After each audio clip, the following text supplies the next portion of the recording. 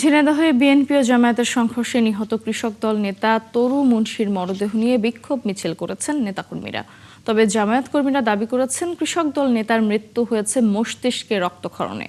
শনিবার দুপুরে ঝিনাইদহ মর্গ থেকে ময়নাতদন্ত শেষে মরদেহ নিয়ে বিক্ষোভ মিছিল করা হয়। মিছিলটি শহরের বিভিন্ন সড়ক প্রদক্ষিণ শেষে হামদহ মোড়ে শেষ হয়।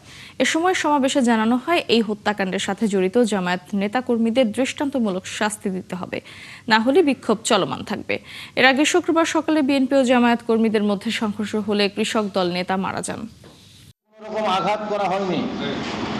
তিনি অসুস্থ রোগী, অতিরিক্ত ডায়াবেটিস এবং হার্টের সমস্যা ছিল।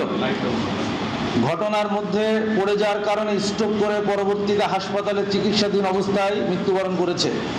তার মাথায় আঘাত করা হয়েছে এবং পায়ে আঘাত করা হয়েছে। তার মাথার আঘাত এত পরিমাণ করা হয়েছে, আমরা হসপিটালে যখন আসি তখন দেখেছি তার মাথার ভিতর ডিপ হয়ে গেছে, মাথায় রক্তক্ষরণ হচ্ছে।